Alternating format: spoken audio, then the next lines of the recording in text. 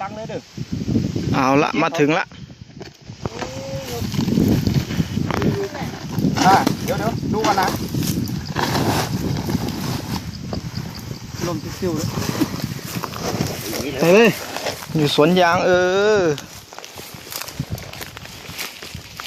แน่กี่เขาก็มานี่ไปโน่นเนาะคือกำกระเป๋าพี่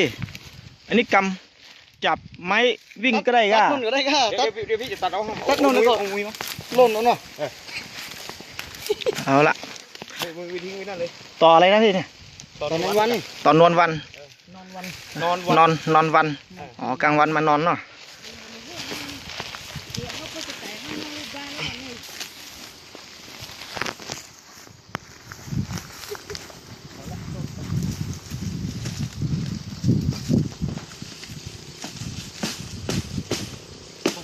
อย่าใกล้เด้ออย่าใกล้เด้อขยะเฮ้ย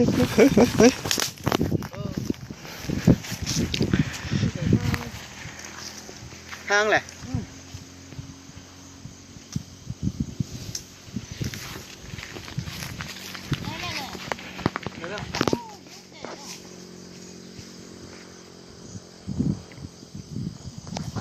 ทางกัน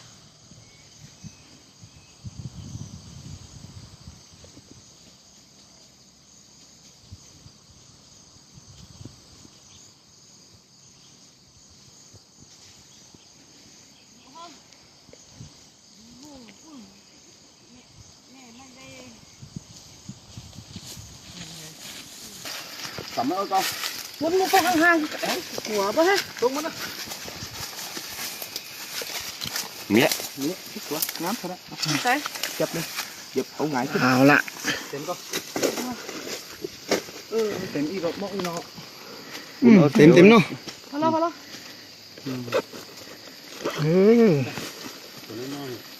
เดี๋ยวเอานอใส่ถุงนั่นเดี๋ยวนั่นจะหิ้วนั่นเราถุงเอานอนใส่ป้นกับถุงสปอนน่ะสไปร์น่ะแม่แบบนี้แล้วนะแม่ใจถุงลูกกำนี่นะมูนห้างสีเขาเนี่ย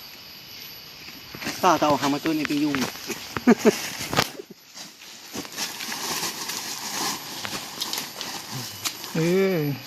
เห็นตอนวันเนี่ยเห็น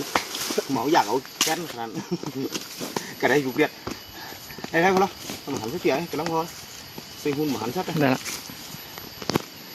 ลงเฟ้นเลยตอนวันเอามือมันออกเลยเนี่ยมันออกแล้วนะนี่เขาว่านี่ไม่มีขี้แต่ไอตัวนี้มีขี้เขาว่าสุดยอดนี่ฮะไม่ต้องไปกินหนาหนึ่งแล้วให้ปลาจวดตื้อเตียนเดี๋ยวร้อยจวดที่มันตื้อเตียนเห็นไหมเนี่ยมันเขาดีมันแหม่มจะออกมันกับพี่ไปเดินทางเดินกันก้อนอยู่อีก2 ครั้งตามแสนหลวงเลยสุดยอดนักเลยโอ้นักกว่าคือนี่อ่ะคุณรู้ป่ะได้เย็นนะไปเอี่ยวนะไปเอี่ยวมาเรามาตีมาตะวาดิมาตะวากันเล่นเบียร์ป้าปัดกินกันมาตะวาจะมาสร้างเป็นหลังปะน่ะวันนี้เอาเกี๊ยวเนี่ยตั้งหัวเอาแล้วโอ้สีงามแต่ละคนเงาเล่ากันจนโอ้งามเอาเล่าเนาะ